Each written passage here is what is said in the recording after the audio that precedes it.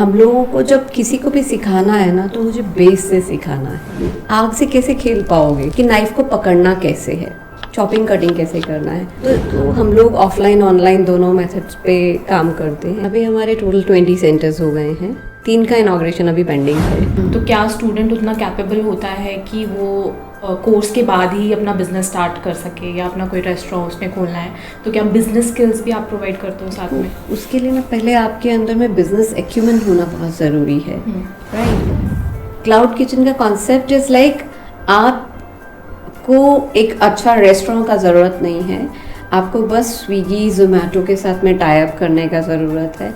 आप बस वहाँ से सामान को पहुँचाएं, बस ये है। पैकेजिंग अच्छी होनी चाहिए आपकी, इस तरीके से जाए कि जोमेटो स्विगी को जब आप दें तो प्रॉपर कवर हो, जो कि हमारी अपनी ही रेसिपीज़ हमने खुद ही बनाई हुई हैं और हमने खुद ही बुक्स भी लिखी हुई हैं उसके ऊपर में। लोगों को ना एक मिसकंसेप्शन हो गया है कि मैं चना भटूरा खाऊंगा ना तो मैं मोटा हो जाऊंगा, या उसको टिश्यू से पहले ऑयल उसका करेंगे। अरे ऐसा कुछ नहीं है। इट इज़ ऑलवेज लाइक आपने जो ऑयल का टेम्परेचर है वो कितना रखना है जब आप उसको तलने के लिए डालते हैं। आपको वो नॉलेज हो गई ना तो कभी भी आप मोटे होंगे ही नहीं। मतलब दिस लाइन इज़ लाइक, अगर आपके अंदर में स्किल है, हुनर है, तो आप 2 साल में एग्जीक्यूटिव शेफ भी बन सकते हैं एक छोटा स्मॉल स्केल ऑर्गेनाइजेशन के अंदर में। हाँ यस, लार्ज स्केल ऑर्गेनाइजेशंस के अंदर में इट टेक्स टाइम कि 5 ईयर्स 6 ईयर्स का प्रैक्टिस होना बहुत ज़रूरी है, तब जाके आप एग्जीक्यूटिव शेफ बन जाते हो।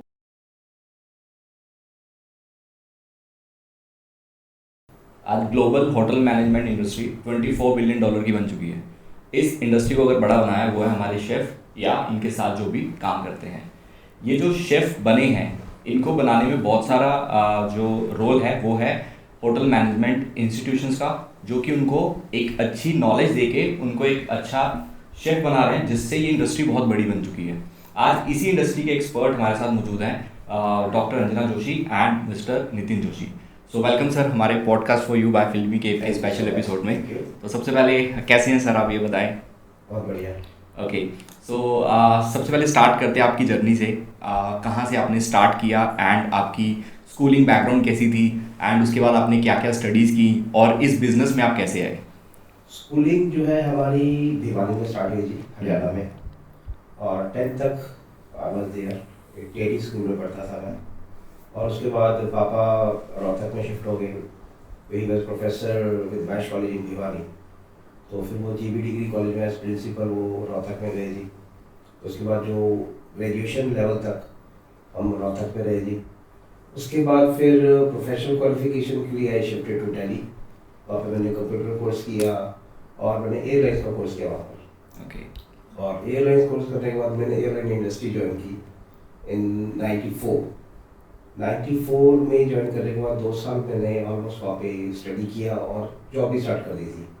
Then I shifted to Jalandhar because Jalandhar में ऑफिस में स्पेस खाली थी, तो उन्होंने मुझे कंपनी थे, उन्होंने बोला भी आप जलंधर चले जाओ, बिकॉज मुझे पंजाबी बैकग्राउंड थी मेरी, तो उन्होंने मुझे जलंधर शिफ्ट कर दिया। वो दिन और आज का दिन I am in Punjab already. Okay.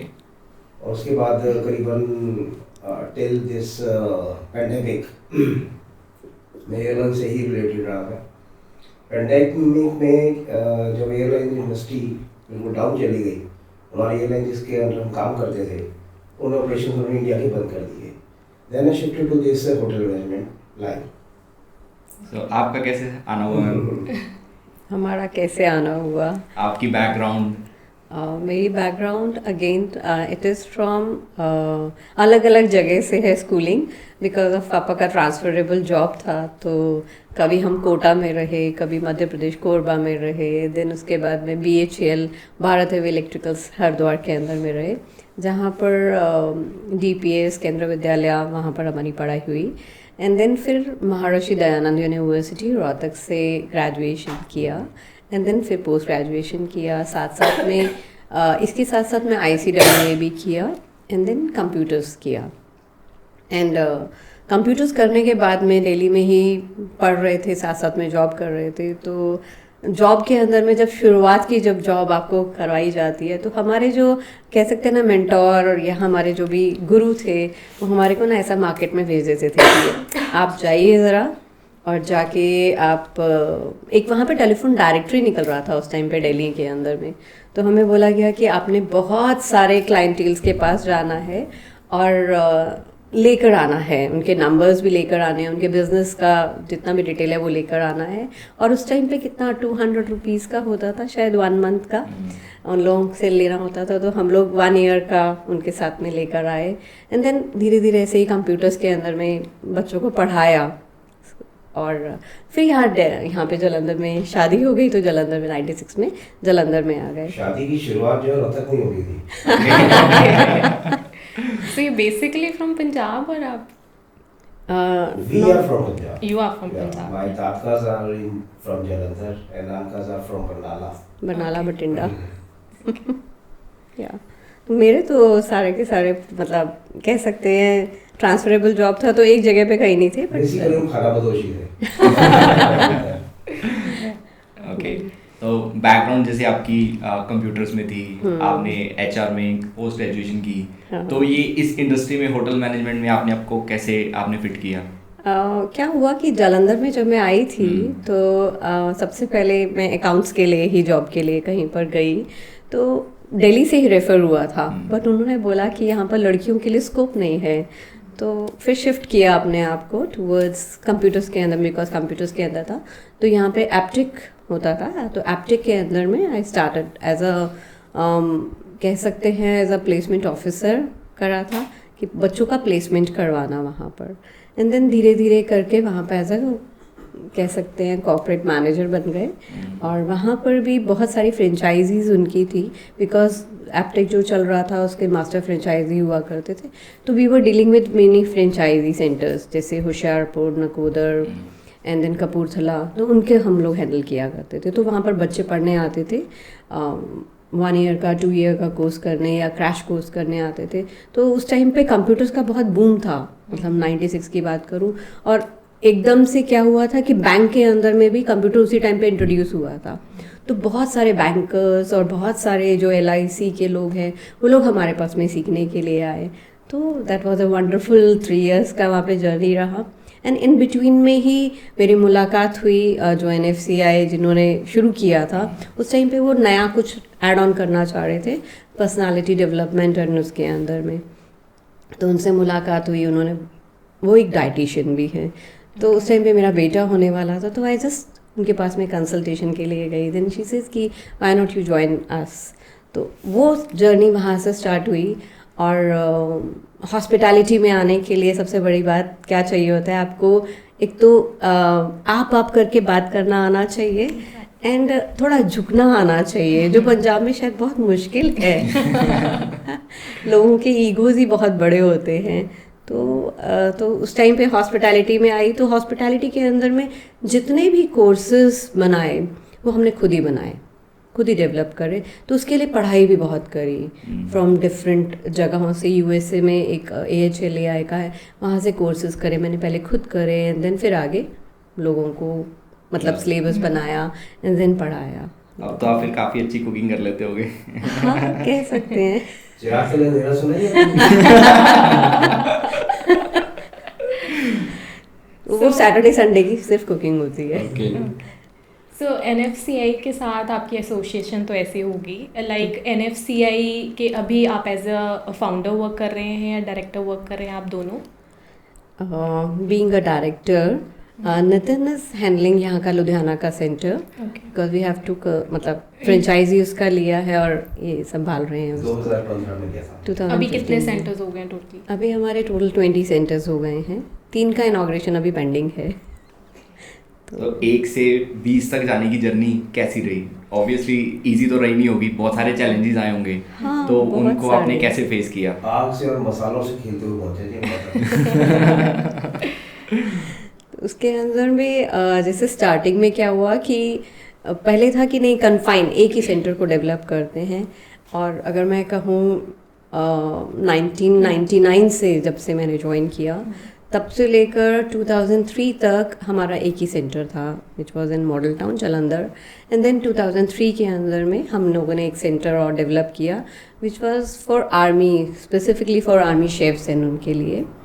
And वहाँ पर आर्मी के सारे शेफ्स आते थे, या जितने भी आप कहें एयरफोर्स, BSF, इन सब के शेफ्स आते थे वहाँ पे सीखने के लिए। फिर धीरे धीरे डेवलप हुआ, देन थोड़ा बाहर निकले। पर हमारा मेन मुद्दा ये था, या आप कहें कि मेन जिसे हम कहते हैं ना कि एजुकेशन को स्प्रेड करना, तो एजुकेशन को स्प्रेड करना था। तो वहाँ पर हमने सबसे पहले मेहरे बरसर के अंदर में खोला, विच इज़ लाइक अ कस्बा, हमीरपुर उसका डिस्ट्रिक्ट कहा जाता है। और बहुत छोटा सा कस्बा था जहाँ की पॉपुलेशन मेरे ख्याल से 10,000 भी नहीं है पॉपुलेशन वहाँ की। तो वहाँ से स्टार्ट किया। और हुआ क्या था कि हमारे पास में एक पर्सन आया करते थे फ्रॉम होटल प्रेसिडेंट से, वहाँ का शेफ़ होते थे। तो कहते कि मैं ना आपको बच्चे प्रोवाइड करूँगा। तो वो बच्चे प्रोवाइड हमारे पास में करा करते थे, और बच्चे सीखने आते थे हमारे पास में। तो उन्होंने कहा कि नहीं चलो आप सेंटर वहाँ खोलो, मैं आपको बच्चे बहुत सारे दूँगा। तो फर्स्ट ईयर में हमारे को 40 स्टूडेंट्स एकदम मिले। तो that was like no looking back कि हाँ चलो ये शुरू हुआ। एंड देन फिर शुरू हुआ 2009 के अंदर में Solan centre, which was company owned. ये सारे कंपनी ओन सेंटर्स ही थे। पहले हमने अपने कंपनी ओन पे एक बार प्रैक्टिस की, हम लोग देखते हैं कि कैसा है इस तरीके से। फिर 2013 के अंदर में अमृतसर सेंटर आया, वो भी अपना ही company own centre. And then 2015 से फ्रेंचाइजी देना शुरू करा, which was like mister Nitin and Rahul Joshi, इन्होंने लिया वो फ्रेंचाइजी। एंड फिर उसके बाद में हमारे जो CA एसोसिएटेड है, हमारे चार्टर्ड अकाउंटेंट मिस्टर अग्रवाल, उन्होंने लिए 2 सेंटर्स। और फिर धीरे धीरे धीरे करके हमारे साथ में लोग जुड़ते चले गए। फिर आया लखनऊ, वाराणसी, बेलगांव, एंड देन अब तो बहुत सारी जगह पे और भी आ गए हैं। हिमाचल के अंदर में हमारे 7 सेंटर्स हो गए हैं। और पंजाब तो पूरा ही है, पटियाला भी है, चंडीगढ़ भी है, एंड अभी होशियारपुर आ रहा है, ऊना आ रहा है, भटिंडा आ गया है। तो इसमें आपका जो बिजनेस मॉडल है वो कैसे वर्क करता है, उसमें क्या क्या चीज़ें आप प्रोवाइड करते हो?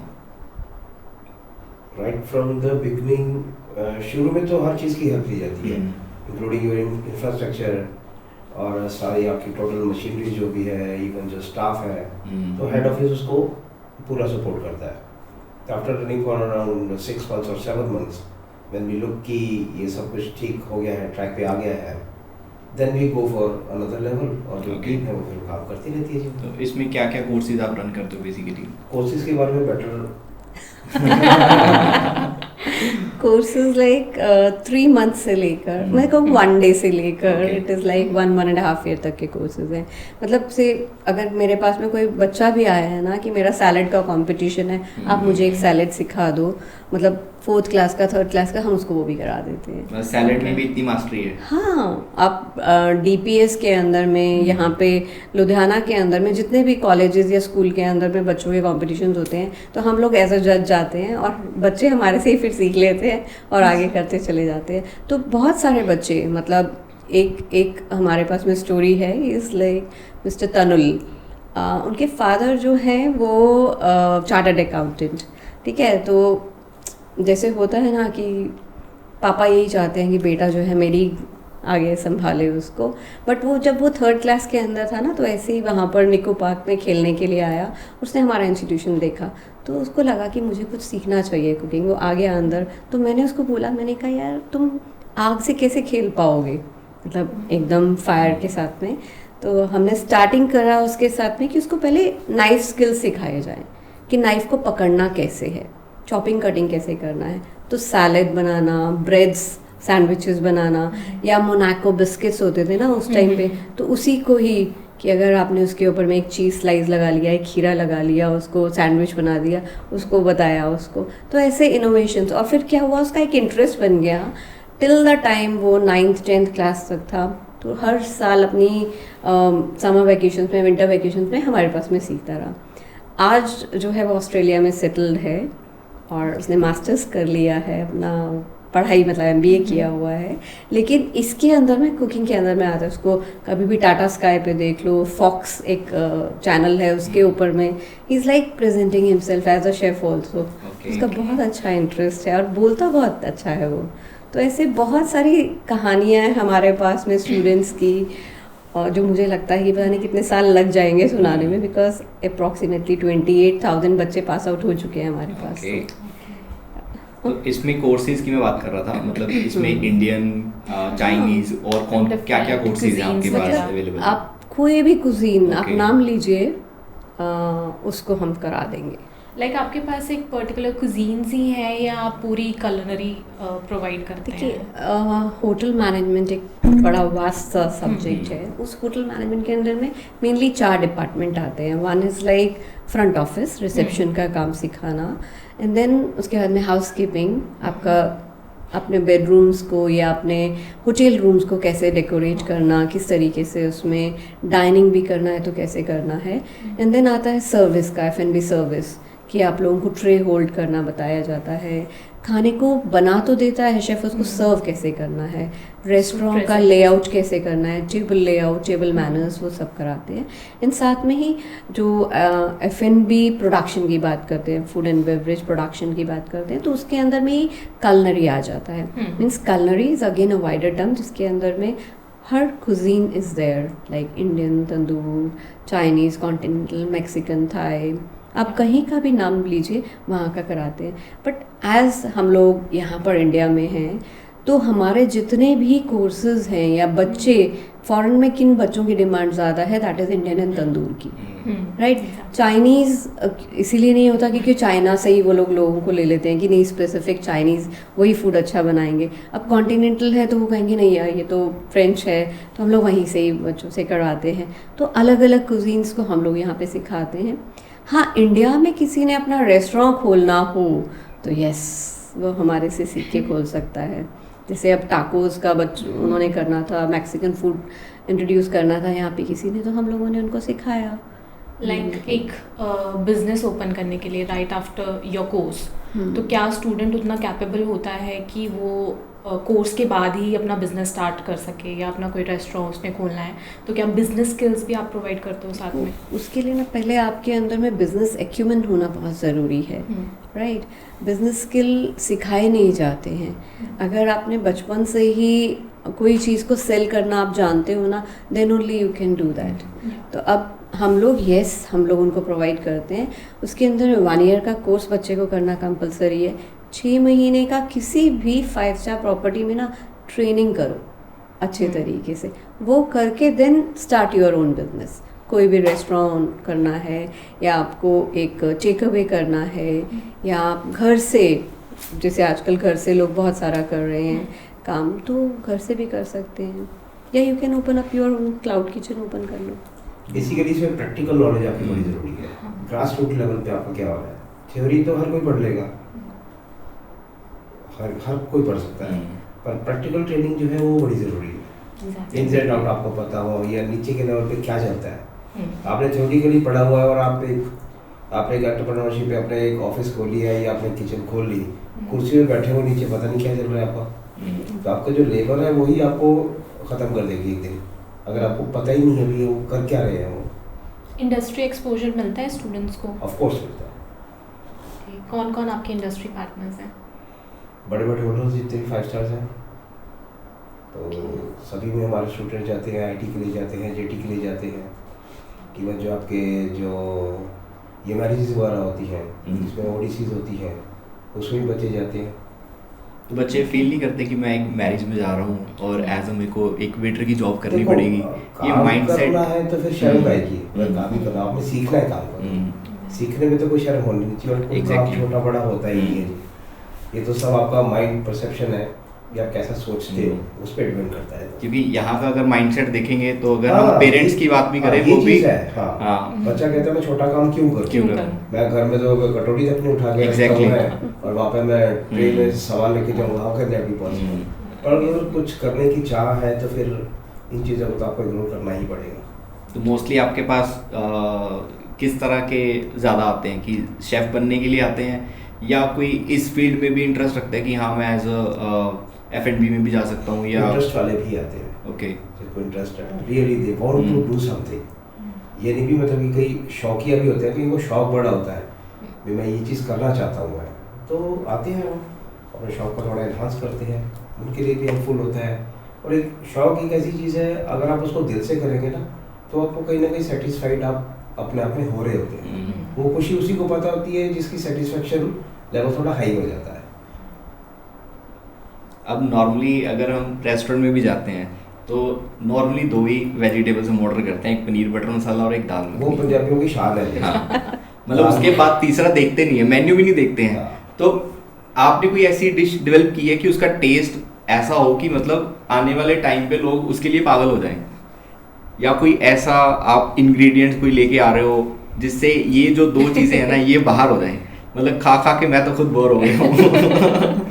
आइडिया वैसे बड़ा अच्छा आपका, इसमें हम करेंगे, वर्क कर सकते हैं। कर सकते हैं, idea is very good. Punjab में तो इस और चीज़ पंजाब को में इस रिप्लेस चीज़ करना को थोड़ा किसी एक मुश्किल है। different चीज़ को डेवलप करना बड़ी टेढ़ी खीर है यहाँ पर। तो नॉर्मली इसमें क्या एक ही टाइप की ग्रेवी होती है, उसी में मशरूम डाल दिया तो वो बन गया, या अलग अलग है? अलग अलग मसाले तो अलग अलग यूज होंगे ना डिश के। आप एक बेसिक एक चीज़ आप एक बना सकते हो, बट जो अल्टीमेटली जो काम कर रहा है वो मसालों नहीं करना है, जो फ्लेवर दे रहा है वो मसालों नहीं देना है, और वो काम शेफ करता है। एग्जैक्टली। वो अगर मान लें सिखा भी रहा होगा तो अपनी जो उसकी यूएसपी है वो बच्चों को कहीं ना कहीं बिजी करके अपना काम कर देगा, वो फ्लेवर आ जाएगा उसका। और किसी भी रेस्टोरेंट में जाओ, अगर उसका शेफ़ अच्छा है और शेफ़ को उन्होंने अपने पास संजो के रखा हुआ है, तो उस रेस्टोरेंट की जो फ्लेवर है या किसी डिश का फ्लेवर है वो कभी चेंज नहीं होगा। और जिस दिन फ्लेवर चेंज होगा समझो उसका शेफ़ चेंज हो गया। तो वैसे चलता है काम ये। और कोई भी रेस्टोरेंट तभी कामयाब है जब आपको रिपीट कस्टमर मिल रहा है।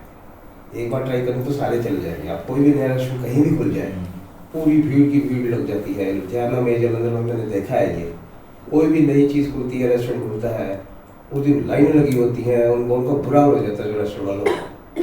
बट 15 दिन बाद फिर वही नॉर्मल लेवल पे आ जाता है। रिपीट कस्टमर अगर आपका है तो then they are gaining something.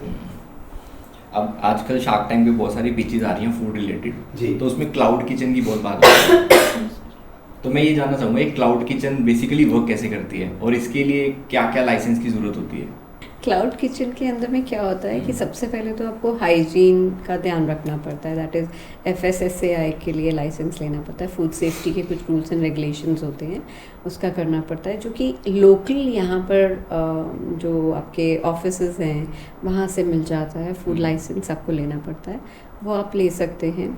And सबसे पहले अपना किचन, मतलब अगर आपको खुद नॉलेज होगा, दैट इज़ HACCP का एक कोर्स होता है फूड हैज़ार्ड के बारे में, तो उसमें हम लोग सब माइन्यूट से माइन्यूट डिटेल भी बताते हैं कि आपका फ्लोर कैसे क्लीन होना चाहिए, आपका जो बेस है किचन में, जो आपका वॉश बेसिन है, या ड्रेनेज कैसा होना चाहिए, या फूड का वेस्टेज है वो कैसे आपको रख करना चाहिए, या उसका रीयूज़ भी कैसे करना चाहिए। वो सब चीज़ें हम लोग उसके अंदर में बच्चों को बताते हैं। और क्लाउड किचन तो क्या है, आजकल सभी लोग खोल लेते हैं। जैसे अगर पहले के टाइम पे देखेंगे तो लेडीज़ बहुत ज़्यादा किटी पार्टीज़ किया करती थी, होटल्स नहीं होते थे तब, तो सब लोग क्या करते थे, अपने घर से बनाकर लेकर आते थे और पुल इन करके एक जगह पे बैठ के करते थे, पॉटलक जिसे बोलते हैं उस तरीके का। अब क्या है सिस्टम, आप होटल्स के अंदर में करते हैं, या फिर एक लेडी जिसको बहुत अच्छा खाना बनाना आता है वो अपने घर से सारी केटरिंग पूरा बना के लेकर एंड देन सर्व करवा देते हैं। तो क्लाउड किचन का कॉन्सेप्ट इज़ लाइक आपको एक अच्छा रेस्टोरेंट का ज़रूरत नहीं है, आपको बस स्विगी ज़ोमैटो के साथ में टाई अप करने का ज़रूरत है। आप बस वहाँ से सामान को पहुँचाएँ। जैसे जालंधर के अंदर में वन इज़ लाइक पोपाइज किचन के नाम से आपने सुना होगा, तो वो हमारा ही स्टूडेंट है। उसने क्या करा कि ये बर्गर, पिज़्ज़ा, सैंडविचेस सिर्फ उसी से शुरुआत करा। उसने अपने घर में एक रूम को अच्छे से वो करा, थोड़े से लाइसेंस लिए कि मुझे किस तरीके से करना है, और हमारे पास से 1 साल का कोर्स करा, 6 महीने का उसने रेडिसन के अंदर में ट्रेनिंग करा, फिर अपना काम खोल लिया। आज उसका काम इतना है कि उसके फुर्सत ही नहीं है, इतना ऑर्डर आता है कि पूछिए मत। बस ये है पैकेजिंग अच्छी होनी चाहिए आपकी, इस तरीके से जाए कि ज़ोमैटो स्विगी को जब आप दें तो प्रॉपर कवर हो कहीं पर भी। मतलब अगर गरम जाना चाहिए तो वो चीज़ गरम ही जानी चाहिए, ठंडी है तो ठंडी ही जानी चाहिए। कई बार क्या होता है, ज़ोमैटो स्विगी वाले ना ध्यान नहीं देते, वो लोग एक मतलब गरम के ऊपर ही ठंडा रख देंगे। जैसे फॉर एग्जांपल अगर आप कभी सागर रत्ना से ऑर्डर करेंगे तो वहाँ से वो जो नारियल चटनी होती है ना, वो ठंडी ही जानी चाहिए, वो गर्म नहीं होकर आनी चाहिए, वो सांभर के साथ में ही रख देंगे। तो that is like a trouble. तो ये चीज़ें हम बच्चों को सिखाते हैं, जो चीज़ कोल्ड सर्व होनी चाहिए वो कोल्ड, जो चीज़ हॉट सर्व होनी चाहिए वो हॉट सर्व हो, इस तरीके से।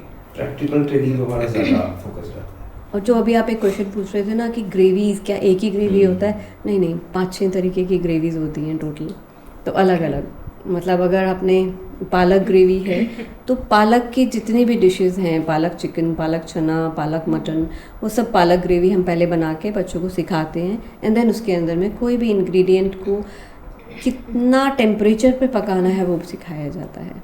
ऐसे ही हमारा जो बेसिक ग्रेवी होता है, जो टोमेटो और अनियन का ग्रेवी होता है, उसको हम लोग बनाना बताते हैं। देन शाही ग्रेवी होता है, जो मुगलाई ग्रेवी, जो कि नट्स के साथ में बनता है, काजू, मगज़, इन सब के साथ में, उसको अलग बताते हैं। ऐसे ही येलो ग्रेवी होता है, उसको अलग से, जिसमें कोफ्ताज वगैरह बनते हैं लखनवी अंदाज में, वो सब चीज़ें, मतलब अलग अलग ग्रेवीज़ का अलग अलग टेस्ट, टेक्सचर कैसा होना चाहिए वो बच्चों को सिखाते हैं। तो वो सब चीज़ें बच्चों को एकदम परफेक्टली सिखाई जाती हैं, जो कि हमारी अपनी ही रेसिपीज़ हमने खुद ही बनाई हुई हैं और हमने खुद ही बुक्स भी लिखी हुई हैं उसके ऊपर में। तो एक स्टैंडर्डाइजेशन रहता है, तभी 20 सेंटर्स में शेफ़ कोई भी आता रहे जाता रहे, बट वो एक बुक अगर चली गई, उसी बुक से आपको पढ़ाना है, इंग्रेडिएंट नहीं आप इधर का उधर करेंगे। लाइक आजकल फूड इंडस्ट्री भी बहुत ज़्यादा चेंज हो रही है। Like people are becoming more and more conscious about healthy eating, and आजकल एक कॉन्सेप्ट आ रहा है नो ऑयल कुकिंग। तो आप स्टूडेंट्स को उस तरह का एक्सपोजर भी देते हैं, या इट इज़ स्ट्रिक्टली लाइक जो बुक पे है वही चीज़ करनी है? हम लोगों को ना अमेंडमेंट्स तो करने ही पड़ते हैं। मतलब आज से फॉर एग्जांपल वीगन फूड के बारे में बहुत ज़्यादा हो गया, या न्यूट्रिशन के बारे में लोग बहुत ध्यान देते हैं, तो उन सब चीज़ों पे हम बच्चों को सिखाते हैं कि आपको अब क्या रेसिपी है। बट ये चीज़ का बहुत ध्यान रखना है कि अगर मुझे इंडिया में ऑलिव ऑयल नहीं यूज़ करना चाहिए तो वो नहीं यूज़ करना चाहिए, वो ट्रेनिंग भी दी जाती है। अब आप जैसे नो ऑयल कुकिंग का बात कर रहे हैं, अब चना bhatura can not be like पानी में नहीं तल सकते आप उसको। वो एक्चुअली में क्या है, लोगों को ना एक मिसकंसेप्शन हो गया है कि मैं चना भटूरा खाऊंगा ना तो मैं मोटा हो जाऊंगा, या उसको टिश्यू से पहले ऑयल उसका करेंगे। अरे ऐसा कुछ नहीं है। इट इज़ ऑलवेज लाइक आपने जो ऑयल का टेम्परेचर है वो कितना रखना है जब आप उसको तलने के लिए डालते हैं। आपको वो नॉलेज हो गई ना तो कभी भी आप मोटे होंगे ही नहीं।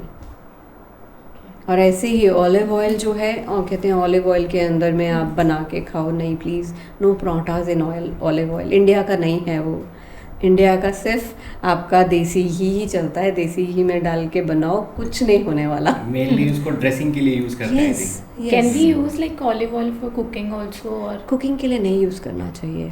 आप उसको सैलेड्स में यूज़ कर सकते हो, अगर वो भी रिकमेंडेड हो तब, अदरवाइज़ नहीं। उसमें आप सिंपल अपना नींबू होता है, मतलब लेमन हो गया, और जो आपका फ्रूट है ना उसका अपना भी एक ऑयल होता है, वो भी वो करता है। तो कोई ज़रूरत नहीं है। वो लोग शाइनिंग के लिए डाल देते हैं बहुत सारा ऑयल, कोई भी किसी ने बोल दिया ये वाला ऑयल यूज़ कर लो, वो यूज़ कर लेंगे।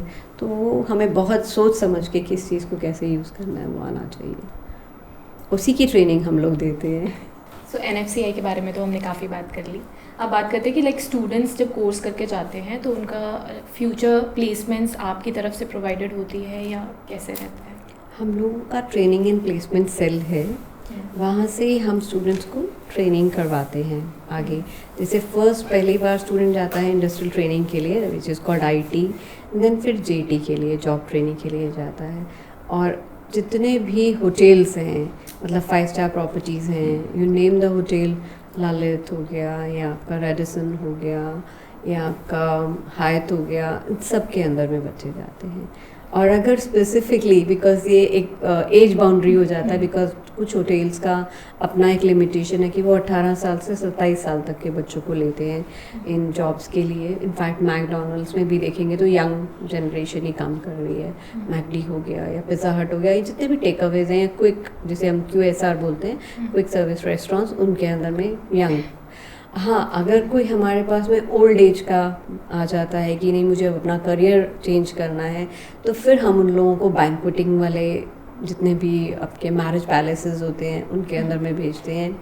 या फिर आप कहें उन लोगों को जो रेस्टोरेंट्स, अच्छे रेस्टोरेंट्स भी आ रहे हैं, जो आजकल 5 स्टार कैटेगरी के रेस्टोरेंट्स आ रहे हैं, तो उनके अंदर में भी हम लोग बच्चों को ट्रेनिंग के लिए भेजते हैं या प्लेसमेंट्स करवाते हैं वहाँ पर, तो अच्छा सैलरी मिलता है। मतलब दिस लाइन इज़ लाइक, अगर आपके अंदर में स्किल है, हुनर है, तो आप 2 साल में एग्जीक्यूटिव शेफ भी बन सकते हैं एक छोटा स्मॉल स्केल ऑर्गेनाइजेशन के अंदर में। हाँ यस, लार्ज स्केल ऑर्गेनाइजेशंस के अंदर में इट टेक्स टाइम कि 5 ईयर्स 6 ईयर्स का प्रैक्टिस होना बहुत ज़रूरी है, तब जाके आप एग्जीक्यूटिव शेफ बन जाते हैं। और सैलरीज तो मतलब 5 स्टार में तो 2-2.5 लाख रुपए तो एग्जीक्यूटिव शेफ को ऐसे ही मिल जाता है। Okay. Depends how skilled you are and how skillfully you have updated yourself. Max कितना सैलरी पैकेज स्टूडेंट्स को मिल जाता है after doing course eight NFCI? कि शुरुआत में जब IT जाता है तो हर एक होटल का अपना अपना क्राइटेरिया है। आपको फूड एकोमोडेशन प्लस एक स्टाइफंड देते हैं, वो हर होटल का अपना है। कोई 5,000 भी देता है, कोई 2,000 भी देता है, और उसी तरीके से आप JT पे जाते हैं तो 6-7,000 से स्टार्ट हो जाता है मतलब आपको जो कैश मिलता है। बट आपका फूड 3 टाइम का मील ही अगर आप लगाओगे कितना खर्चा हो जाएगा, 30 मल्टीप्लाइड बाय, आप एक दिन का हम 150 रुपये का खाना तो खाते होंगे एक नॉर्मल मील, तो उतना आपका खर्चा बच गया। एकोमोडेशन होटल दे देता है तो वो भी खर्चा आपका बच गया। तो रही बात कि ठीक है मेरे पास में 5,000 आया, 6,000 आया मोबाइल चलाने के लिए, उनको जो बच्चों को आजकल यंगस्टर को ज़रूरत है, 9 to 6 जब वो काम कर रहे हैं मोबाइल भी नहीं चलाना उनको, तो 6 to 9 के लिए कितना मोबाइल चलाएंगे, बस उतने भर के लिए। अब जैसे आप बिजनेस मैनेज कर रहे हो तो बिजनेस के साथ साथ आप अपने घर को कैसे चला रहे हो? मतलब घर पे भी बहुत सारे काम होते होंगे, तो उसको भी आप मैनेज कर रहे हो और साथ साथ आप बिजनेस भी मैनेज कर रहे हो, तो दोनों को आप पैरेलली कैसे लेके चल रहे हो? देखिए, जो घर को मैनेज करना होता है ना, उसके अंदर में शुरुआत में ही माय फादर इन लॉ उन्होंने ना एक बात बोली थी जब हम शादी करके आए थे कि घर के अंदर में ना मेरे को किचन में ना एक भी बर्तन नहीं नज़र आना चाहिए, गंदा बर्तन नहीं नज़र आना चाहिए। तो उसके लिए उन्होंने खुद ही अपने आप एक कंडीशन लगाई थी कि हम जितने लोग हैं घर में सब अपने बर्तन खुद साफ़ करेंगे। तो सब लोग सेल्फ इंडिपेंडेंट हैं तो इतना ट्रबल होता ही नहीं है कि सब अपने आप अपना काम खुद ही कर लेते हैं। हाँ यस, जब हम लोगों को जहाँ पर साथ की ज़रूरत होती है, सब 4-5 लोगों को, तो हम लोग साथ मिलके सारे काम कर लेते हैं, तो घर को मैनेज करना इतना मुश्किल नहीं होता है। ही बीइंग विद अस तो हमेशा से सब मैनेज हो जाता है। अब जैसे बहुत सारी चीज़ें YouTube पे पड़ी हैं, अगर मेरे को कोई भी डिश बनानी है या कोई भी वेजिटेबल देखनी है तो मैं YouTube पे जाऊँगा, वहाँ पे सर्च करूँगा, हज़ारों रेसिपीज़ हैं, उसमें से कोई भी पिक कर लूँगा जिसकी मेरे को पिक्चर अच्छी लगी। अब मैं YouTube से अगर कोई चीज़ देख रहा हूँ या कोई आपके पास आ रहा है, तो दोनों में डिफरेंस क्या है कि मैं आपके पास क्यों आऊँ? जितने भी बड़े शेफ हैं आप उनसे कभी भी पूछ लो, वो हमेशा YouTube, Instagram या इस पे जितने भी डिशेज करते हैं वो उनको नकारते हैं, वो बोले डोंट गो फॉर दैम। अपना प्रैक्टिकली आप जो पॉसिबल है आप उनसे सिर्फ एक आइडिया ले सकते हो, पर आप जो हूबहू वैसा ही बन जाए या जो उन्होंने रेसिपीज जो लिखी हुई हैं उस पर टोटली 100% वो करेक्ट है, that you have to identify. वो कभी भी परफेक्ट नहीं हो सकता, वो पिक्चर परफेक्ट हो सकते हैं but they can not be test perfect. बाकी एक्सपर्ट्स बताते हैं आपको। देखिए, उसके अंदर में क्या होता क्या है कि YouTube, Instagram के अंदर में अगर मैं भी बनाऊंगी ना कोई भी रेसिपी, मैं भी डालती रहती हूँ रेसिपीज़ के अंदर में, तो हम लोग उतना ही दिखाते हैं जितना लोगों को दिखना चाहिए। हम मेस नहीं दिखाते हैं वहाँ पर, राइट, कि मेरी किचन कितनी मेसी हुई, मैंने कटिंग कैसे करा, चॉपिंग कैसे करा, नहीं दिखाते। तो हम लोगों को जब किसी को भी सिखाना है ना, तो मुझे बेस से सिखाना है कि उसके अंदर में एक रेसिपी बनाया। अभी आप दाल मखनी या पनीर की बात कर रहे थे, तो कौन से डिश के अंदर में पनीर पसंद आया, तो मुझे मालूम है कि उसके अंदर में ट्रायंगल कट ही जाएगा पनीर, तो मैं कोई भी रिस्क नहीं लूँगी कि मैं बताऊँगी नहीं नहीं इसके अंदर में ये आप कर लीजिए, या आपका क्यूब भी जाना है किसी डिश में तो वो क्यूब कट ही जाएगा, या डायमंड कट जाना है तो डायमंड कट ही जाएगा। तो वो बेसिक चीज़ें हम बच्चों को सिखाते हैं। हमारे पास में मॉड्यूल ना दोनों तरीके के हैं, ऑफलाइन भी ऑनलाइन भी। जैसे बीच में कोविड आ गया तो क्या हुआ कि अब बच्चे कहें कि वोकेशनल स्किल का बात है, वोकेशनल स्किल कैसे सीखा जा सकता है, इसके अंदर में कैसे हम लोग बना सकते हैं, कुकिंग कैसे सिखाओगे भैया आप ऑनलाइन। बट उस टाइम पे हम लोगों ने क्या करा, अपने वीडियोस बनाए, अपने वीडियोस बनाकर उसको एक एक चीज़, मतलब मुझे प्याज को छीलना कैसे है वो भी सिखाया, राइट। उसके अंदर में मुझे प्याज को अगर मुझे चाहिए चॉप चाहिए तो चॉप कैसे करना है वो भी सिखाया। तो बेसिक से सिखाया, एक एक स्टेप सिखाया। और उनका वही शेफ़ जब उनको ऑनलाइन सिखा रहा है या ऑनलाइन उसका वीडियो डला हुआ है तो बच्चा वॉज कंफर्टेबल टू लर्न कि मुझे जिन्होंने ऑफलाइन सिखाया है मैं उनसे ऑनलाइन कर सकती हूँ। तो हम लोग ऑफलाइन ऑनलाइन दोनों मेथड्स पे काम करते हैं, जो भी सीखने के लिए आता है। अब यूट्यूब के ऊपर में या आपका इंस्टाग्राम के ऊपर में बहुत सारे लोग कराते भी हैं, ये नहीं कहेंगे कि नहीं एकदम बोलेंगे कि उसमें नहीं आप सीख सकते हैं बट आपको ये नहीं पता चलता कि राइट क्या है। बिकॉज आजकल बहुत सारे शेफ्स जो बेस्ट शेफ्स हैं, मिशेलिन स्टार शेफ्स हैं, वो भी यूट्यूब पे आ चुके हैं। So why should one opt like a cooking institute instead of YouTube, जो कि एक ज़्यादा कन्वीनियंट मेथड है ना? देखिए, जो यूट्यूब या इंस्टाग्राम ना उन लोगों के लिए है जिनके पेरेंट्स अलाउ नहीं करते हैं उनको घर से बाहर निकलना, या उनके पास में पैसे नहीं हैं। वैसे भी इंस्टाग्राम में 90 सेकंड्स की रील में वो क्या सीख लेगा? क्या सीख लेगा?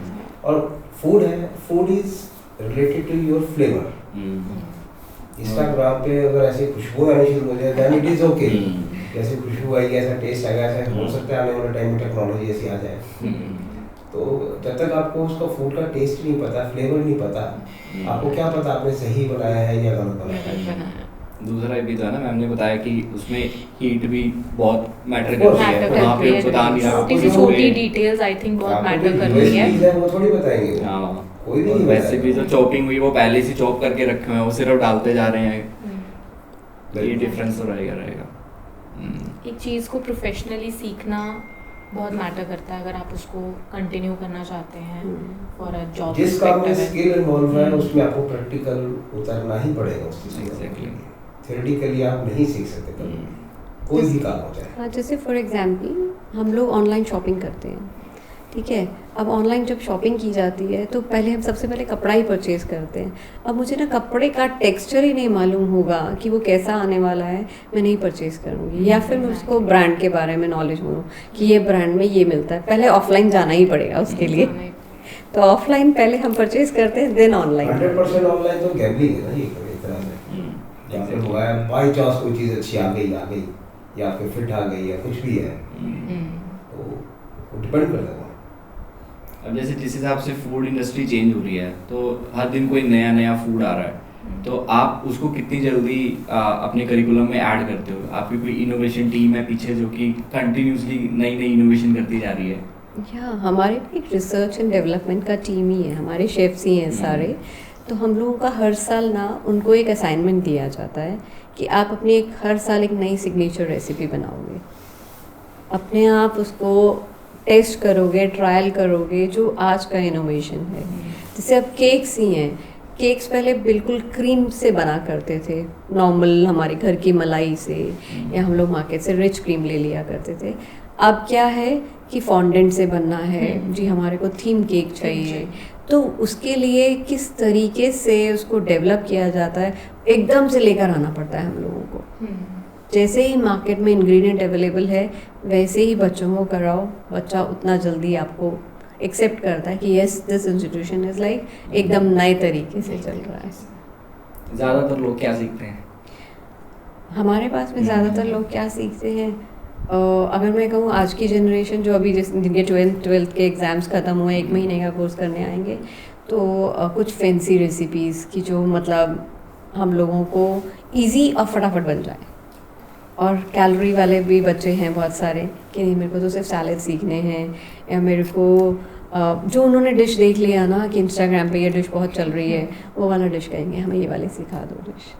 तो और अगर मैं वैसे बात करूं, अभी हमारा एक नेशनल कैलोरी चैलेंज हुआ था जिसके अंदर में 15 सेंटर्स ने पार्टिसिपेट किया था, तो हमने मेन उसके अंदर में रखा था दैट इज़ मिलेट बेस के ऊपर में, because this year last year was millet के ऊपर में कि हमें बहुत सारे लोग बोलते हैं गेहूँ नहीं खाना, वाइट शुगर नहीं खाना, तो खाना क्या है और उसको बनाना कैसे है, तो वो बच्चों को इनोवेशन सबसे बड़ा क्वेश्चन होता है कि किस तरह से मतलब जो आजकल के टेस्ट अगर ढूंढने जाए तो वो हेल्दी नहीं है, हाँ। हेल्दी जाए तो वो टेस्टी नहीं है, तो इस तरह की रेसिपीज़ होना बहुत ज़रूरी है। आई मीन अगर प्रोफेशनली भी करना है तो वो चीज़ आनी चाहिए। बिल्कुल। दोनों का कॉम्बिनेशन होता है, हेल्दी भी हो जाए और हाँ, टेस्टी हाँ। भी हो जाए। एग्जैक्टली। मिलेट्स जो है वो इनोवेशन लेवल पे आ गया है, लोगों ने एक्सपेरिमेंट करना शुरू कर दिया है। अब चंडीगढ़ में वो कौन है, मिस्टर शेफ जो है, विकास चावला, शेफ मिस्टर विकास विकास चावला। चावला है, उन्होंने अपना रेस्टोरेंट खोला है, it is totally millet based. और बोले भी शुरू में हमारे को लगा था या लोगों ने जैसा राय दी मत पंगा ले, बट बोला स्टिल डिड दैट। और वो अपने ब्रांड एम्बेसडर रहे गवर्नमेंट ऑफ इंडिया के, तो उन्होंने अपना रेस्टोरेंट खोला। And when we last met, वो कहते हैं मेरी कल जो है शाम को मेरी मीटिंग चल रही थी और अल्टीमेटली मुझे स्पेस दूसरा लेना पड़ा, साथ में बेसमेंट की थी, मेरी बेटी जो है ना रहे, तो अब उन्होंने बेसमेंट भी अपना तैयार कर दिया है and it is going full. लोगों को आप दोगे तब लोगों को पता चलेगा ना। एक हमने वो बना रखा है भी नहीं ये नहीं हो सकता, क्यों नहीं हो सकता, किसी न किसी को तो पंगा लेना ही पड़ेगा। एग्जैक्टली। और एज पर हिम वो कहते हैं कि गेहूँ चावल बोले इंडिया के है ही नहीं है। वो तो ग्रीन रेवोल्यूशन जब स्टार्ट हुई तो उसमें ये चीज़ें बाहर से आई, उन्होंने अपना डेवलप किया। बिकॉज मिलेट्स जो है वो पूरे सारे हिंदुस्तान का पेट नहीं भर सकता, बिकॉज इतनी प्रोडक्शन नहीं है और इतनी फास्ट प्रोडक्शन नहीं है उसकी, दे टेक टाइम। तो उस प्रोडक्शन को एनहांस करने के लिए या बढ़ाने के लिए ग्रीन रेवोल्यूशन स्टार्ट हुआ था। उसमें चावल भी आए, उसमें गेहूँ भी आए, तो वो वाला काम खत्म हो गया है। Then we are again coming to the basics. अभी सबका पेट भर गया है तो स्वाद लो। तो नॉर्मली जिसको बाहर जाना है, लेट्स से अब मोस्टली सारे कोई कनाडा जा रहा है, कोई ऑस्ट्रेलिया जा रहा है, तो वहाँ पे भी इनकी बहुत डिमांड है बहुत। शेफ्स की। तो वो बेसिकली क्या सीख के जाते हैं? नॉर्मली अगर मैं कहीं बाहर जाता हूँ तो मैं सबसे पहले देखता हूँ कि पंजाबी ढाबा कहीं लिखा हुआ है तो मैं वहाँ जाऊँ। अब हम लास्ट टाइम गोवा गए तो वहाँ पे हमने एक देखा कि हाँ पंजाबी ढाबा है, तो हम सीधा वहीं पे, हमें पता है ये पेट डिश है और ये हम खाएंगे। तो वहाँ पे भी यही लोग जो आते हैं, जो बाहर जाने के लिए आ रहे हैं, वो भी यही चीज़ सीख रहे हैं कि हमें इंडियन तो वहाँ पे इंडियन रेस्टोरेंट वहाँ पे डिमांड रहती है, बिकॉज वो लोकल तो सपोर्ट मिलेगी नहीं। तो वो यहीं से फिर सीख के जाते हैं। वो तंदूर ज़्यादा सीखते हैं या बेकरी के आइटम्स में ज़्यादा देखते हैं जी वो। ओके। पर बेसिकली मेरा मानना ये है कि अगर आप कहीं भी बाहर जाते हैं तो वहाँ का लोकल फूड आपको ट्राई करना चाहिए। पंजाबी खाना तो आप यहाँ पे खा ही रहे हैं, अब ये वाला स्वाद जो है वो वहाँ पे आपको गोवा में कैसे मिलेगा? Can not be possible. और गोवा का फूड आपको यहाँ कैसे मिलेगा? Can not be possible. आपको चीज़ मिल जाएगी बट वो स्वाद नहीं आएगा, बिकॉज हवा पानी का तो फर्क पड़ता ही है ना। अब एक बीकानेरी भुजिया अगर आप बीकानेर में जाके खाओगे आपको स्वाद ही कुछ और मिलेगा, वो यहाँ पे आपको मिल ही नहीं सकता कभी भी। मैम कोई अपने स्टूडेंट्स की सक्सेस स्टोरी जो आप शेयर करना चाहते हो? मैंने शुरुआत में ही बोला था कम से कम 28-29 हज़ार बच्चों को हम पढ़ा चुके हैं, तो इतनी सारी सक्सेस स्टोरीज हैं। बट अभी एकदम रीसेंट वाली मैं आपको 2 बताती हूँ, जिसके अंदर में एक बच्चा जो जब वो 10th में था ना, तब से उसने अपना एक बना लिया था कि मुझे कोर्स करना है और NFCI से ही करना है। उसने कोर्स किया हमारे पास में, 11th में उसका कोर्स कंप्लीट हुआ एंड 12th में उसने IELTS किया। राइट, मम्मी पापा से कोई वो नहीं कर रहा था, हेल्प नहीं ले रहा था, अपने आप पढ़ता था, अपने आप ही करता था, अपने आप ही उसने बाहर के लिए अप्लाई करा, किसी एजेंट के थ्रू नहीं गया वो। राइट, और गया फॉर्म में, वहाँ पे जाके उसने 2 साल का डिप्लोमा कोर्स किया कलनरी के अंदर में ही, very good college of Canada, वहाँ से किया। एंड देन साथ साथ में अब एक होता है ना कि उसने देखा कि यार इंडिया में मुझे कई लोग तो हैं डॉलर को कन्वर्ट करते हैं यहाँ पर आकर, पर उसने इंडियन रुपी को डॉलर में कन्वर्ट करना शुरू करा कि मैं क्या क्या कर सकता हूँ, क्या और कर सकता हूँ। तो उसने साथ साथ में, कॉलेज के साथ साथ में उन लोगों को 4 घंटे मतलब मिलते ही थे दिन के कि उनको काम करना ही करना है। वो काम करता रहा और अब इस टाइम पे मतलब आफ्टर 4 years उसको 4 साल हो गए हैं और 4 साल बाद वो अभी इंडिया आया। परसों ही मुझसे मिला तो वो अपनी जब स्टोरी सुना रहा था ना, तो मैंने बोला कि जब तुम्हारे मम्मी पापा आए थे ना फर्स्ट टाइम पे, तो मैंने उनको बोला था कि ये कुछ करेगा लड़का। मैंने कहा यू आर हैप्पी। और आप इमेजिन करिए उसने क्या करा कि मम्मी पापा को नहीं बताया। अभी 17th का लास्ट मंथ का उसने अपना फ़्लाइट बुक करा और 20th को उसने यहाँ पे लैंड किया। उसने वहाँ से ही ना मम्मी पापा के लिए क्रेटा बुक करा दी यहाँ पर। और अब जहाँ स्टोर में गया, क्रेटा के अंदर बैठा हुआ था, वहाँ पे ऊपर उसका वो कवर डला हुआ था। उसके मम्मी पापा को बुलाया कि बेटे ने आपके लिए कार भेजी है, राइट। मम्मी पापा ने जैसे ही वो एकदम से उतारा, अंदर बेटा बैठा हुआ है। तो it was like oh wow, double surprise. तो उससे मैंने पूछा कि अच्छा तुमने इतनी 4 साल में इतना कमा लिया? तो वो कहता कि मैंने ना डबल दिन रात मेहनत करी। आज he is working as a food consultant there. तो जितने भी वहाँ पर फूड के कोई रेस्टोरेंट्स खुलते हैं, मतलब जॉब तो कर ही रहा है वो साथ में, और कंसल्टेंसी भी दे रहा है। तो 10 से 11 हज़ार डॉलर महीने का कमा रहा है वो। मेंटरशिप पे आ गया। तो इट इज़ लाइक हम किस तरीके से अपने आप को पहले डेवलप करते हैं, मैं अपने माइंड को कैसे डेवलप करती हूँ उस पर डिपेंड करता है। और एक सिचुएशन ऐसी कि यार मम्मी पापा के पास बहुत पैसा है, ये भेजते रहे मुझे, राइट। और वो जो भेजते हैं ना, उसमें बच्चा ना लर्निंग नहीं करता है, प्रैक्टिकली एक्सपोजर नहीं ले पाता है। तो वो प्रैक्टिकल एक्सपोजर ज़रूरी है, उतना ही दो जितना ज़रूरी है, बाकी उसको करने दो। एक बार करके जितनी यंग एज में निकलेगा उतना बेस्ट है। ऐसी ही एक स्टोरी और है बहुत प्यारी सी। इट्स लाइक 60 इयर्स की एक लेडी हमारे पास में आई, राइट। उनके साथ में हमारा ना एक रिलेशनशिप कैसे बना कि उनके हस्बैंड आए हमारे पास में, वो दुबई के अंदर में ट्रॉला चलाते थे। तो वो आए कि मुझे ना कनाडा जाना है, तो मैं कुछ कुकिंग वुकिंग सीख लेता हूँ खुद के लिए। तब वो आए थे जब वो खुद मेरे ख्याल से 45-50 की एज में होंगे। तो हमने बोला कि आप कर लीजिए, बट वो फिर होता है ना कि नहीं, पैसा अब इतनी जल्दी कैसे मैं करूँगा। तो दुबई में ही वो करते रहे। जब वहाँ से रिटायर हो गए, आ गए इंडिया, उनकी वाइफ आई हमारे पास में, कहती हैं कि मुझे कोर्स करना है। हमने कहा 60 इयर्स ऑफ एज में आप कोर्स करेंगे? कहती हाँ करूँगी, मैंने कुछ करके दिखाना है, ठीक है। 60 इयर्स में उन्होंने बेकरी का कोर्स करा हमारे पास में, पहले 3 मंथ्स का एंड देन फिर पूरा 1 ईयर का। और उन्होंने अपना एक बेकरी आउटलेट सेट किया, ठीक। और आज उनका जो बेकरी आउटलेट है ना, आप देखेंगे इस टाइम पे वो 74 इयर्स की हो चुकी हैं। खुद सुबह उठ के 4 बजे उठ के पैटीज़ बनाती हैं। तो आपने एक वज्रा कैंटीन का नाम सुना होगा, कैंटोनमेंट एरिया के अंदर में, जलंधर में, वहाँ पे उनकी सारी सप्लाई होती है। और ऑल अक्रॉस मिठापुर के आसपास के जितने भी गांव हैं उनमें उनके ब्रेड्स, उनके बिस्किट्स, ये सब सप्लाई होते हैं। तो इट इज़ लाइक एज कोई मैटर नहीं करता। और हस्बैंड वाइफ दोनों ही काम कर रहे हैं। हाँ, बोले कि मैंने बच्चों को संभाल लिया था, अब आप मेरे साथ में बस जो आप पैसा लेकर आए हो ना, मुझे कुछ करने दो, आप सिर्फ बैठोगे मेरे साथ में, बस अब जो हम अपनी ज़िंदगी है ना वो इकट्ठे ऐसे बिताएंगे। और हेल्पर भी शायद 1 या 2 ही रखे होंगे, ज़्यादा नहीं रखे होंगे, खुद ही काम करते हैं। उनका बेटा इज़ ऑल्सो अ शेफ़, वो ऑस्ट्रेलिया से कोर्स करके यहाँ इंडिया आ गया था, तो वो भी साथ में उनके लगा हुआ है। तो बहुत से ऐसे भी रिवर्स माइग्रेशन भी हैं कि इंडिया में आके भी काम कर रहे हैं। This is so inspiring. Cloud kitchen आने से तो ये भी बेनिफिट है कि अब जितनी हाउसवाइफ थी वो थोड़े बहुत अपने स्किल्स अपडेट करके घर पे बैठ के अपना एक बिजनेस बना सकती हैं। Financially Zomato है, independent भी Swiggy हो है। सकती हैं। बिल्कुल।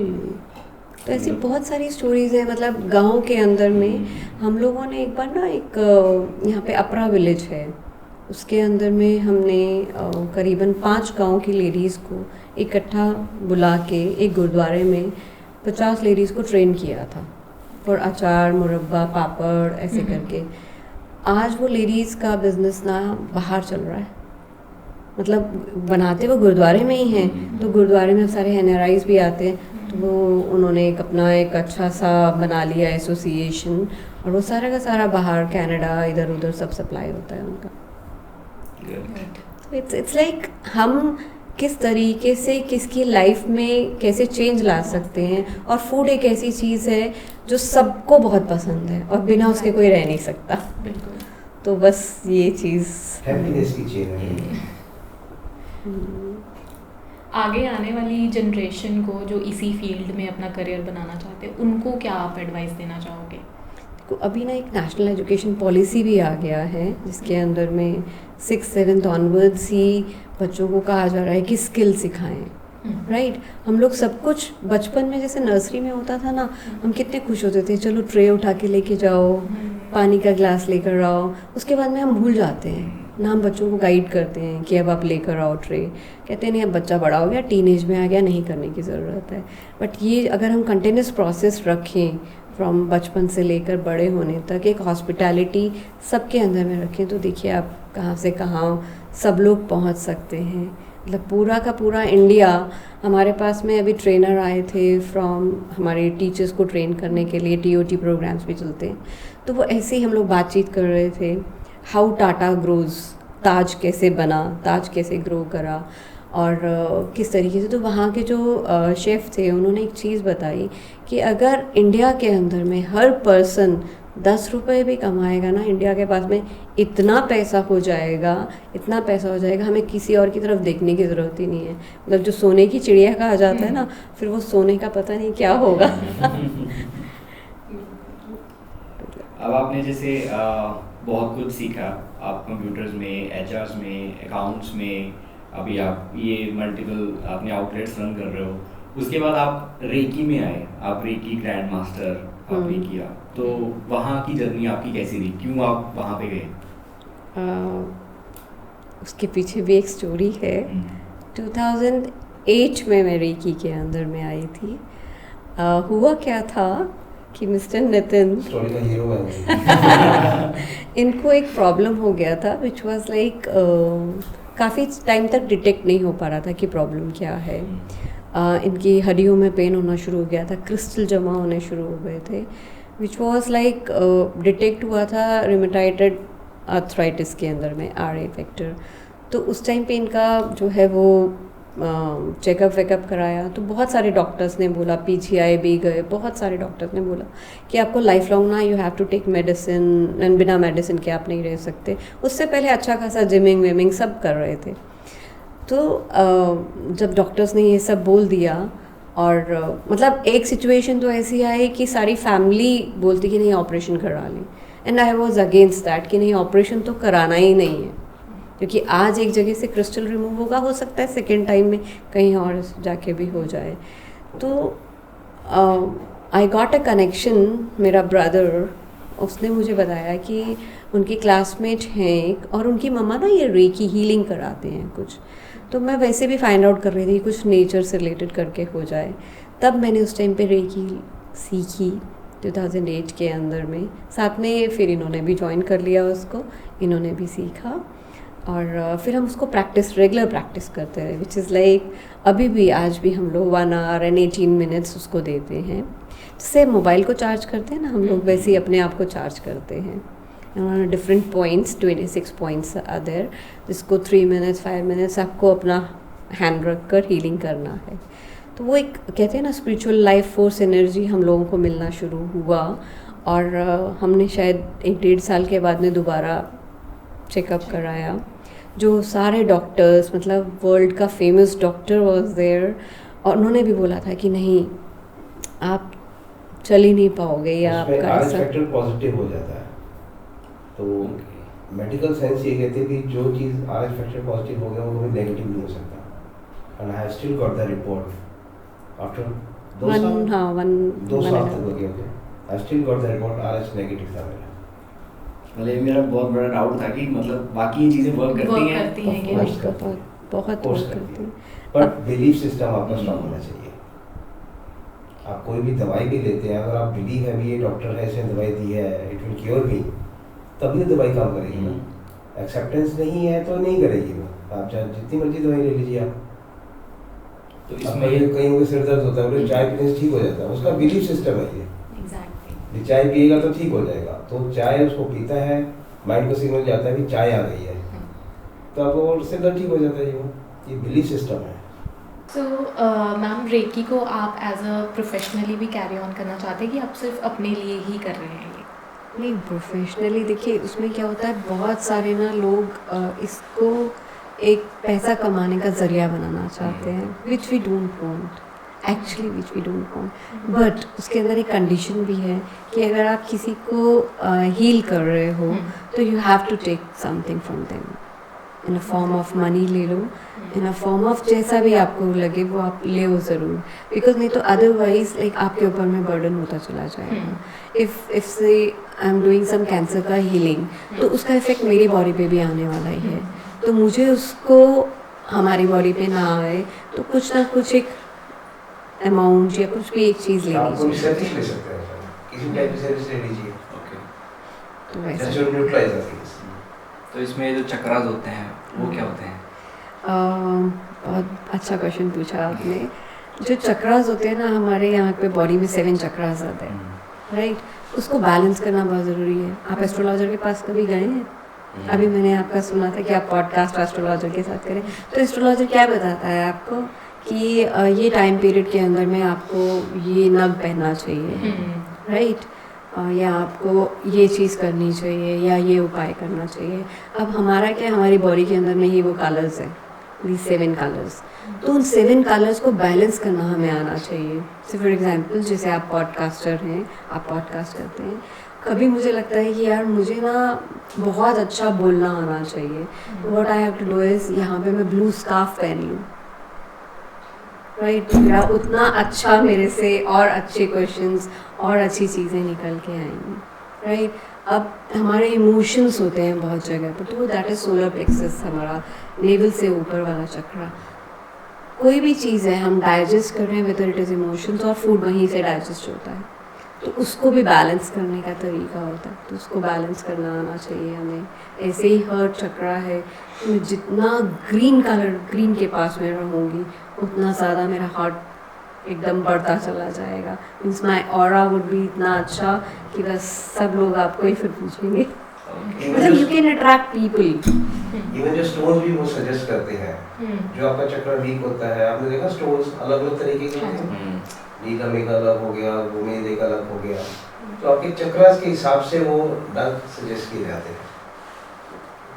वो भी साइंस है, हाँ, घर को बैलेंस कर सकते हैं, मतलब मुझे लगता है कि मेरे को फ्रंट से लेकर एंड तक अपने पूरे घर का चक्रा को कर सकते हैं। मतलब स्टार्टिंग में मैंने वाइट कलर का फ्लावर रख दिया, उसके बाद में नेक्स्ट मैंने इंडिगो रख लिया, वायलेट रख लिया, ऐसे ग्रीन, ऑरेंज, येलो, और जहाँ मुझे लगा कि इस जगह पर मुझे ऑरेंज फ्लावर्स का ज़्यादा ज़रूरत है या ऑरेंज कलर का ज़्यादा ज़रूरत है, वहाँ पे ऑरेंज फ्लावर्स रख लो। नेचर सबसे ज़्यादा बैलेंस करती है। आप मैम, आप प्राणिक हीलिंग में भी हैं, उसके बारे में कुछ बता सकते हो? Pranic healing again as a reiki healing, वैसा ही एक हीलिंग का एक प्रोसेस है जिसके अंदर में बेसिक, एडवांस, साइको, ऐसे करके डिफरेंट तरीके के हीलिंग कोर्सेज होते हैं। व्हेन यू डू दैट तो आपको अपने आप अपने अंदर ही सेल्फ डेवलपमेंट आ जाता है। अभी क्या है, हम लोग सांस तो ले रहे हैं, राइट? कभी अपनी सांस को हम देखेंगे नहीं कहाँ तक जा रही है वो सांस, यहाँ से यहाँ तक जा रही है, यहाँ से यहाँ तक जा रही है, तो वो सांसों का ही सारा खेल है जहाँ पे हमारे को देखना होता है और अपना मेडिटेट करना होता है उसको। Again that is the life force energy, will get it from the universe, and आगे आप स्पेंड करते हो उसको। तो बहुत सारे आपके एंजलिक सोल्स होते हैं, आपके कुछ इस तरह की एस्ट्रल बॉडीज़ होती हैं जो आपको सपोर्ट करती रहती हैं कहीं ना कहीं से। इसमें मैं ये देख रहा था कि जब आप हीलिंग करते हो, मतलब आप अपनी बॉडी से सोल को बाहर निकाल के आप कहीं उसको दूर ट्रैवल करके अब वापस उसके बाद आप दोबारा अपने अंदर डाल सकते हो, तो ऐसा भी कुछ है? देखो, रात में रोज़ हम सोते हैं, ठीक है, हमारी सोल जाती है ट्रैवल करने, जो हमें ड्रीम्स आते हैं that is soul is travelling, और ट्रैवल करके वापस आ जाती है, हमें पता ही नहीं चलता। Okay, right? जब हम मेडिटेट करते हैं तब भी हमारी सोल ट्रैवल करने पहुंच जाती है। तो कई बार ऐसा आप लोग सब देखते होंगे ना कि यार मैंने ये जगह तो कभी देखी नहीं थी, बट मैं वहाँ पहुँची कैसे थी, और फिर एकदम आता है कि नहीं यार मैंने पहले कहीं पे देखा हुआ है इस चीज़ को। तो ऐसा करके ये सोल ट्रैवल करती है हमारी। तो इसमें कितनी एनर्जी आपकी लगती है जब आप किसी बॉडी को हील कर रहे हो? तो ऐसा मैंने सुना है कि बहुत सारी एनर्जी आपकी जो है वो चली जाती है, तो उसके लिए बिकॉज़ एनर्जी इज एक्सचेंज। हाँ, तो वही उसी के लिए कहते हैं कि हमें उतना ज़्यादा मेडिटेट खुद पे करना पड़ता है।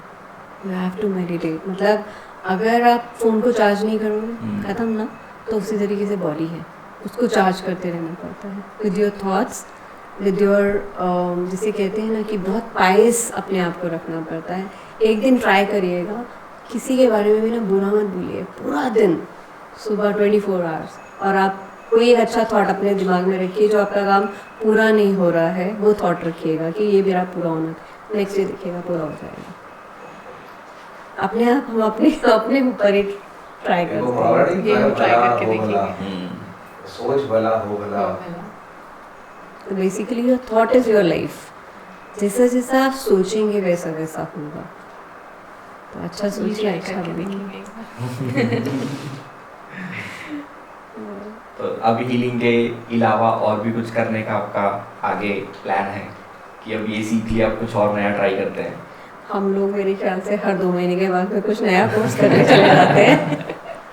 कुछ ना कुछ करते रहते हैं। खासतौर पे बुक्स बहुत पढ़ती हूँ। मतलब हम एक्चुअली क्या है कि मेरे father in law is a writer, right. उन्होंने 50 से 60 बुक्स लिखी हुई हैं अपनी, उर्दू, हिंदी, इंग्लिश, उसके अंदर में। और घर में एक माहौल ऐसा है कि हम लोग पढ़ते रहते हैं। मतलब सबकी हैबिट है कि कम से कम नहीं तो 20 या 30 पेजेस रोज़ पढ़ने हैं। जो बुक आपका इंटरेस्ट का है वो पढ़ते हैं। जितना अपने आप को हम पढ़ेंगे उतना ज़्यादा हम लोग आगे डेवलप कर पाएंगे, अपनी आने वाली जनरेशन्स को हम उतना अच्छा दे पाएंगे। किस तरह की बुक्स पढ़ना पसंद है? किस तरीके की? हम मोस्टली स्पिरिचुअल बुक्स ज़्यादा पढ़ते हैं। ओके। और सर आप? बुक्स तो नॉलेज है, कुछ भी पढ़ लो। मेरे सामने कुछ भी आए तो मैं पढ़ देता हूँ। चाहे एक पेज ही पढ़ूँ, कुछ ना कुछ जरूर मिल जाता है उसमें। कुछ रोमांटिक नॉवेल्स मिल मेरे फादर साहब वो लिखते हैं और उनका focus is around 90 years now, but उनकी एक चेयर है जो मेरे से भी ज़्यादा पुरानी है और उसी पे बैठते हैं वो, एंड कॉन्टीन्यूसली 8-8, 9-9 घंटे वो बैठ के लिखते रहते हैं इस एज में भी। और फोकस इतना ज़बरदस्त है, उनके फ़ोन पे घंटियाँ बज रही होती हैं, डोरबेल बज रही होती है, जब वो अपनी धुन में है वो अपनी ही धुन में है। तो अभी आने वाले फ्यूचर प्लान्स क्या हैं आपके? फ्यूचर प्लान सबसे पहले, वैसे सिर्फ फ्यूचर प्लान है डिस्कस नहीं करने चाहिए, बट यस, एक तो NFCI को अच्छे से और ग्रो कराना है from 20 centres to 50 centres, and then जितना मतलब एक मुकाम पर और लेके जाना है। मतलब एजुकेशन को स्प्रेड करना है ताकि लोग और एजुकेट हों इसी इंडस्ट्री के अंदर में और उसको करें। एंड पर्सनली अगर कहूँगी तो यस, मुझे 2-3 बुक्स लिखनी है अपनी, तो कई सालों से पेंडिंग है। उसके लिए टाइम नहीं मिल पाता है, but yes I want to write something. खासतौर पे कलर थेरेपी के ऊपर मैं बहुत वर्क किया है, तो उसको एक बार लिखना चाहती हूँ, लोगों को देना चाहती हूँ कि यस कैसे वर्क करता है। क्योंकि पहले जब तक अपने ऊपर एक्सपेरिमेंट नहीं करते ना हम लोग, तो नहीं कर सकते। तो उसके लिए सबसे पहले डिसिप्लिन होना ज़रूरी है। संडे को ये वाला कलर ही वेयर करना है, मंडे को ये करना है, ट्यूसडे को ये करना है। तो ये लाइफ का एक सेट बनाया हुआ है pattern. Is this actually works? Yes, जो भी हम बात कर रहे थे ना चक्रास की, अपने आप को संडे से लेके सैटरडे तक आप वैसे कलर्स पहन लो, यू विल बी बैलेंस्ड। तो जो चाहेंगे वो होगा, पूरा कंप्लीट होगा। एक क्वेश्चन मेरा और था आपका कि आप ज़्यादा किस एजुकेशन को प्रेफर करते हो? ट्रेडिशनल कि जो हम ये डिग्री कर रहे हैं उसके बाद डॉक्टर बन जाएंगे, इंजीनियर बन जाएंगे, या कोई भी MBA वगैरह कर ली, किसी फील्ड में चले गए, या आप स्किल बेस्ड वर्क को ज़्यादा प्रेफर करते हो? देखो जो इस टाइम पे डिमांड है दैट इज़ वोकेशनल स्किल्स का ज़्यादा है। बट येस, अगर आपके अंदर में वो कैलिबर है और अपने आप को डिटरमाइंड होकर करते हो कि I can be a doctor, I can be an engineer, और जो आप बनना चाहते हैं वो आप बनिए ज़रूर, राइट। अभी मैंने बहुत सारे देखा है, बहुत सारे मम्मी पापा, बहुत सारे लोग, अगर बच्चा कहता है ना मुझे नहीं पढ़ना, उसको मना करते हैं, चलो मत पढ़। पंजाब में खास तौर पे कोई बात नहीं, मैंने भी नहीं पढ़ा था, दादा ने भी नहीं पढ़ा, कोई बात नहीं, हम ऐसे ही कर लेंगे। तो पता है आजकल का जो टाइम है ना, अब चाहे मैं कंप्यूटर्स में करूँ, इंस्टाग्राम पे जाऊँ, फेसबुक पे जाऊँ, या AI मेरे को एक गूगल पे एक क्वेश्चन भी लिखना है ना, पहले मुझे आता होगा तभी मैं लिख पाऊँगी ना, मुझे पढ़ना आएगा तभी मैं लिख पाऊँगी ना। वो पढ़ना ही नहीं आएगा तो मैं नहीं लिख पाऊँगी। AI को भी अगर आप सेट ऑफ इंस्ट्रक्शंस दोगे तभी वो आपको सोल्यूशन देगा। दैट इज़ लाइक एजुकेशन, जितना ज़्यादा हम स्प्रेड करें एजुकेशन को, जितना ज़्यादा लोग पढ़ें और आगे उसको स्प्रेड करें अपने कैलिबर के अकॉर्डिंगली। और बहुत सारे ऐसे डॉक्टर्स हैं, पंजाब में भी हैं, जालंधर में भी हैं। एक डॉक्टर्स आपने सुना भी होगा, ऑर्थोनोवा हॉस्पिटल करके हैं, उन्होंने अपना ड्रम रखे हुए हैं, मतलब he is a very good musician also. तो उनको शौक है अपने, उन्होंने अपने नर्सिंग होम के ऊपर में सबसे ऊपर अपना एक वो बनाया हुआ है। अब शेफ़ संजीव कपूर हैं, ही इज़ लाइक, उनको भी ड्रम बजाना बहुत अच्छा लगता है। एक और शेफ़ हैं जो भी हमारे पास में आए थे, उनको फ्लूट बजाना बहुत अच्छा लगता है। तो जो आपका दिल करता है ना वो करो ज़रूर, एकदम बट 100% लग जाओ, मुझे करना है ये चीज़ को। जब आप कर लोगे तो फिर आपका वो नहीं ना, जिसे कहते हैं हमारे अरमान अधूरे नहीं रहने चाहिए, यू शुड डू दैट। जैसे अब आप नई जनरेशन के अकॉर्डिंगली आप पॉडकास्टिंग में आ गए, तो podcasting is necessary, exactly necessity है, ये कोई लग्जरियस चीज़ नहीं है, it is a necessity for everyone. क्योंकि आप जितना लोगों तक पहुंचाओगे मैसेजेस को उतना बेस्ट रहेगा। कई बार ऐसा होता है ना कि लोग आपके साथ टच में नहीं आ सकते या कहीं आप नहीं हो, तो एक्चुअल में उनके आपके थॉट्स उनको पता लगेंगे कि यस, कि अगर मैं जहाँ पे जा रहा हूँ, सीखने जा रहा हूँ, तो वहाँ के जो फाउंडर्स हैं, जो डायरेक्टर्स हैं, उनका नेचर क्या है और कैसे हमें वहाँ पे एनवायरनमेंट मिल सकता है। तो ये बहुत इंपॉर्टेंट है। अब मेरे लिए भी मेरा भी एक क्वेश्चन है आप लोगों की, आपने हमें क्यों सिलेक्ट करा फॉर दिस पॉडकास्ट? एक्चुअली हम जितने भी नए एंटरप्रेन्योर्स हैं या जितने भी पुराने जो भी हैं, हम उनकी लाइफ को दिखाना चाहते हैं। नॉर्मली क्या होता है कि लोग बिजनेस बना लेते हैं, लेकिन उस बिजनेस के पीछे कौन है वो नहीं पता होता। तो हम बेसिकली उन लोगों की लाइफ को हाईलाइट करना चाहते हैं जिन्होंने रूट से बिजनेस बनाया हो और कैसे वो उसको रन कर रहे हैं। तो बाकी लोगों को भी पता चलेगा कि उनकी लाइफ भी क्या थी और उन्होंने कैसे क्या चेंजेस आए, क्या स्ट्रगल्स आई, कैसे उन्होंने सिचुएशन को हैंडल किया और किस तरह का बिजनेस वो कर रहे हैं। तो हर चीज़ में उनको कुछ ना कुछ सीखने का मिलेगा। Specially for the younger generations, उनके लिए काफ़ी हेल्पफुल रहेगी ये चीज़, बिकॉज उनको एक पाथवे मिल जाएगा एंड यू नो चीज़ें अगर वो भी इस लाइन को फॉलो करना चाहते हैं। सीखने के लिए है ना कि उनके जो बाप दादा ने जो भी काम करा, कम रिसोर्सेज में उन्होंने मैक्सिमम बेनिफिट प्रोड्यूस करा उन्होंने। आजकल के बच्चों को हर चीज़ पकी पकाई मिल रही है, उनको किसी आगे लेके जा रहा है और वो उसमें भी क्रिप करते हैं कि नहीं यार मज़ा नहीं आ रहा, नहीं यार मज़ा नहीं आ रहा। उनके बाप दादा ने क्या कुछ कर रखा होगा रिसोर्सेज ना होते हुए भी।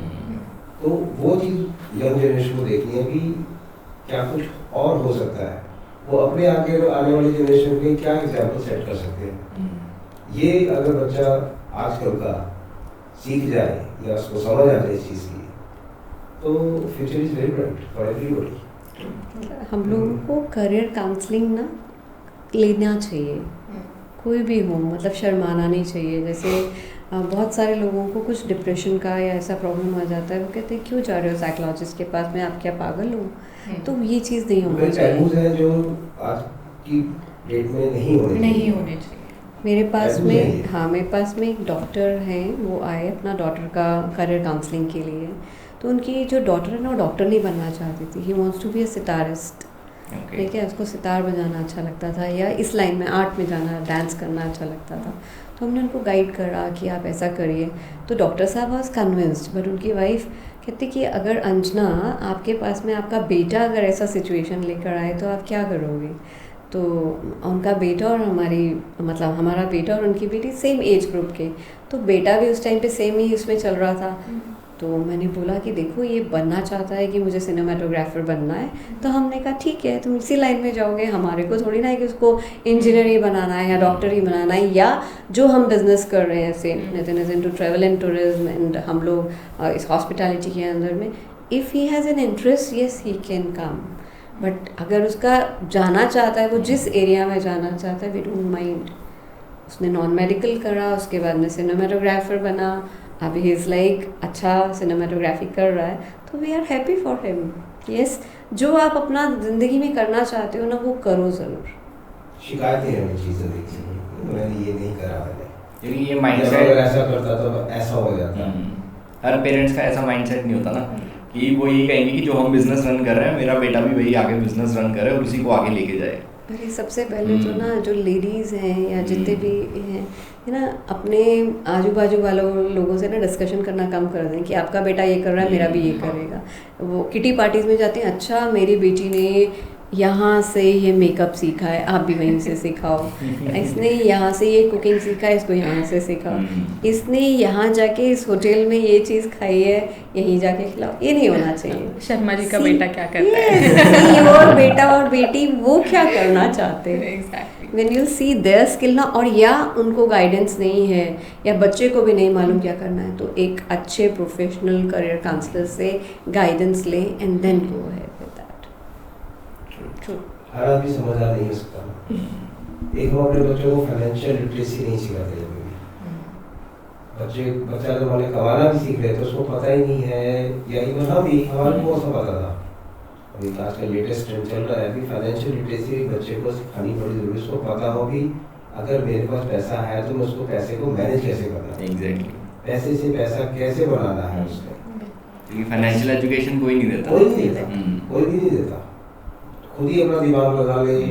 कितने होते हैं, 100 में से 2-3% होते होंगे, इससे ज़्यादा नहीं होते होंगे। बाकी तो वैसे ही चल रहा है, आया खर्च किया, थोड़ा बचा लिया, बस यही है। तो फाइनेंशियल लिटरेसी अगर पेरेंट्स अपने बच्चों को देना शुरू करेंगे, पैसे की उनको वैल्यू पता चलेगी कि पैसा क्या होता है। और अब तो कार्ड वाला सिस्टम आ गया, या मतलब कि हर चीज़ आप मतलब कि फ़ोन पे कर रहे हैं, कुछ भी कर रहे हैं, तो ना तो पैसा आने का खुशी पता चल रही है, दोनों ही नहीं है। कैश होता था, पता लगता था पता कुछ है। खर्च करते थे, आपको पता लगता था भी कुछ खर्च कर रहा हूँ मैं, 10 नहीं यार 5 ले ले, 5 नहीं यार 2 ले ले, करते ही है ना, पुराने लोग अभी भी करते हैं।